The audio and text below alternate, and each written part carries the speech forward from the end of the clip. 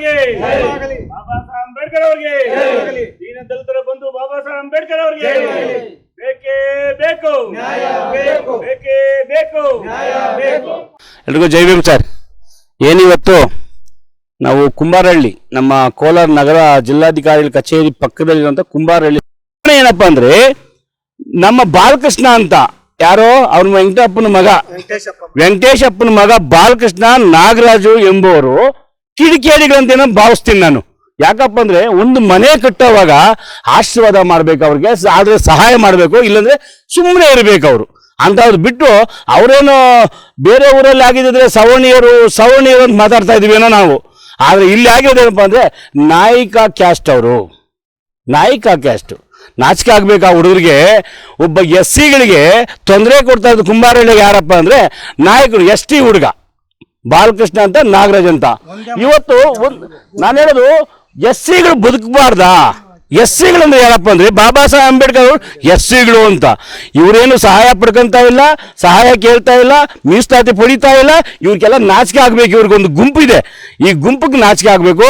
ಪಾಪ ನಮ್ಮ ವೆಂಕಟಪ್ಪನವ್ರ ಕುಟುಂಬ ಇವತ್ತು ನಿರ್ಗತಿಕರು ಹೆಂಗಿದೆ ಅಂದ್ರೆ ನನಗೆ ನೋವಾಗ್ತದೆ. ಒಂದು ವಾರದಿಂದ ಪಾಪ ಅವ್ರ ಮಿಸ್ಸಸ್ಸು ಎಲ್ಲ ಬಂದು ಕಣ್ಣೀರು ಹಾಕೊಂಡವ್ರು. ಪಾಪ ಅಣ್ಣ ನಾವು ಪೊಲೀಸ್ ಕಂಪ್ಲೇಂಟ್ ಕೊಟ್ಟಿದ್ದೀವಿ, ಯಾರು ಸ್ಪಂದಿಸ್ತಾ ಇಲ್ಲ.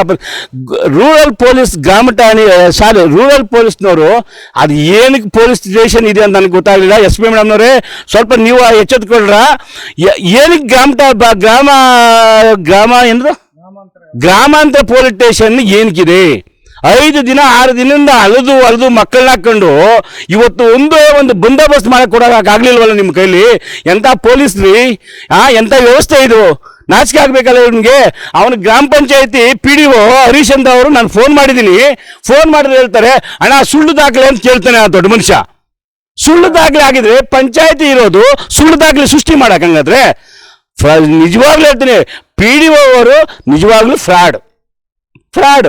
ಯಾಕಪ್ಪ ಅಂದ್ರೆ ಮನೆ ಕಟ್ತಾವ್ರೆ, ಮನೆಗೆ ಲೈಸೆನ್ಸ್ ಕೊಟ್ಟಿದ್ದೀವಿ, ಈ ಸತ್ತು ಆಗಿದೆ, ವಿಭಾಗ ಪತ್ರ ಆಗಿದೆ, ಸಿವಿಲ್ ಕೋರ್ಟ್ ಅಲ್ಲಿ ಕೂಡ ದಾವೆ ಹೂಡಿ ಯಾರು ತೊಂದರೆ ಕೊಡಬೇಕು ಇಂಜೆಕ್ಷನ್ ಶೂಟ್ ಕೂಡ ಹಾಕಿದ್ದಾರೆ. ಇಷ್ಟೆಲ್ಲ ಆಗಿದ್ರು ಕೂಡ 9 ವರ್ಷದಿಂದ ದನದ ಕೊಠಡಿ ಆಗಿರೋದು ಸಹಾಯಧನ ಕೊಡ್ತಾ ಇಲ್ಲ. ಆ ಮನೆಗೆ ಒಂದು ಬಿಲ್ ಕೊಟ್ಟಿದ್ದಾರೆ ದೊಡ್ಡ ಮನುಷ್ಯ, ಇವಾಗ ಬಿಲ್ ಕೊಡ್ತಾ ಇಲ್ಲ ಅವ್ರ ಬಡವರಿಗೆ. ಕಾರಣ ಏನಪ್ಪ ಅಂದ್ರೆ ಕೋರ್ಟಲ್ಲಿದೆ ಅಂತ ಹೇಳ್ರಿ. PDO ಸಾಹೇಬ್ರೆ, ಕೋರ್ಟಲ್ಲಿದ್ರೆ ಕೋರ್ಟ್ಗೆ ಹಾಕಿರೋದು ನಾವು ಬಂದೋಬಸ್ತ್ಗಾಗಿ. ನಿನ್ನ PDO ಯಾರೋ ಬಂದು ನಮ್ಗೆ ತಕರಾರು ಮಾಡ್ತಾರ ಅಂತ ಹಾಕಿಲ್ಲ ನಾವು. ನಮ್ಗೆ ತೊಂದರೆ ಕೊಡ್ತಾವ್ರಿ ಬೋತ್ ಪಾರ್ಟೀಸು, ನಮ್ಗೆ ರಕ್ಷಣೆ ಕೊಡಿ ಅಂತ ಕೇಳಿರೋದೇ ವಿನಃ ಈ ಕೇಸ್ಗೂ ಸೈಡ್ಗೂ ಸಂಬಂಧವಿಲ್ಲ. ಫಸ್ಟ್ ಏನು ಆಂಜನಪ್ಪ ಮತ್ತು ವೆಂಕಟಪ್ಪನವ್ರು ಅವರೇ ಅದು ಫಸ್ಟ್ ಗ್ರಾಂಟನ್ನ ರಿಲೀಸ್ ಮಾಡಿಕೊಡಿ, ಮನೆ ಕಟ್ಟೋದು ಸಹಾಯಧನವನ್ನ. ಇಲ್ಲಿ ಜಿಲ್ಲಾ ಪಂಚಾಯತಿ CEO ಗಮನಕ್ಕೆ ಒಂದು ಮಾತು ತಗೊಂಡ್ಬರ್ತೀನಿ ನಾನು. ಗ್ರಾಮ ಪಂಚಾಯತಿಗಳು ಬದುಕಿದೆಯಾ? ಬೋರ್ಲಿ ಜಿಲ್ಲಾ ಪಂಚಾಯತ್ ಬದುಕಿದೆಯಾ? ಲೋಕಾಯುಕ್ತರು ಬಂದು ಜಿಲ್ಲಾ ಪಂಚಾಯತಲ್ಲಿ ರೆಡ್ ಹ್ಯಾಂಡ್ ಆಗಿ ಇಡ್ತಾರಂದ್ರೆ ಎಲ್ಲಿವರೆಗೂ ಹೋಗ್ತಾ ಇದೆ ಜಿಲ್ಲಾ ಪಂಚಾಯತಿ? PDO ಅವರು ಹದ್ದುಬಸ್ತು ಏನು? ಫಸ್ಟ್ ಅದನ್ನ ತೊಳ್ಕೊಬೇಕು CS ಸಾಹೇಬ್ರು. ನಾನು ಹೇಳೋದು ಏನು, ಒಂದೇನಹಳ್ಳಿ ಗ್ರಾಮ ಪಂಚಾಯತ್ ಹರೀಶ್ ಅವರ ಮೇಲೆ ಕ್ರಮ ಆಗಬೇಕು. ಕಾರಣ ಇಷ್ಟೇ, ದನ ಕೊಟ್ಟಿಗೆ ಸಹಾಯಧನ ಕೊಟ್ಟಿಲ್ಲ, ಬಡವರಿಗೆ ನಿವೇಶನಕ್ಕೆ ಮಂಜೂರಾಗಿರೋ ದುಡ್ಡು ರಿಲೀಸ್ ಮಾಡ್ತಾ ಇಲ್ಲ. ಆದ್ರಿಂದ ಬೇಬಿ ಉತ್ತರ ಕೊಟ್ಕೊಂಡು ಭೂಮಾಲೀಕರ ಬೂಟ್ ನೆಕ್ಕೊಂಡು ಬದುಕ್ತಾ ಇದ್ರೆ ಇಲ್ಲಿ ಬದುಕಕ್ಕಾಗಲ್ಲ. ಈಗ ಏನಾದ್ರು ಆಂಜನಪ್ಪನ ಮತ್ತು ವೆಂಕಟಪ್ಪನವರು ಸಹಾಯಧನ ಕೊಡಬೇಕು, ಅವ್ರ ಬಂದೋಬಸ್ತ್ ಕೊಡಬೇಕು. ಬಾಲಕೃಷ್ಣ ನಾಗರಾಜ್ ಕ್ರಮ ಆಗ್ಬೇಕು. ಆ ಹೆಣ್ಣು ಮಗುನ ಹೋಗಲೇ ಬಾರಲ್ಲ ಅಂತ ಮಾತಾಡ್ತಾರೆ ದೊಡ್ಡ ಮನುಷ್ಯರವರು. ಇವರು ST ಕಮ್ಯುನಿಟಿನ, ಇವರು ನಾಚಿಕೆ ಆಗ್ಬೇಕಲ್ಲ ಇವ್ರಿಗ? ಅದು ನಮ್ಮ ಹೆಣ್ಣು ಮಗು ಅಲ್ವಾ? ಸಿಂಗ್ಲರ್ ಆಗಿ ಕೋರ್ಟಲ್ಲಿ ಓಡಾಡಕ್ ಬಿಡ್ತಾ ಇಲ್ಲ. ದಾರಿಯಲ್ಲಿ ಹೋಗಿ ಬಾಳೆ ನೋಡ್ಬಿಡ್ತೀನಿ, ಗಾಡಿ ಹಚ್ಚಿಬಿಡ್ತೀನಿ ಬಾ ಟೆಂಪೋ ಅಂತ ಕೇಳ್ತಾನೆ ಅಂತ ದೊಡ್ಡ ಮನುಷ್ಯ. ಅದ್ರ ಮೇಲೆ ರೂರಲ್ ಪೊಲೀಸ್ ಕಂಪ್ಲೇಂಟ್ ಕೊಟ್ಟಿದ್ದಾರೆ. ಅದಕ್ಕೆ ಕ್ರಮ ಆಗಬೇಕು.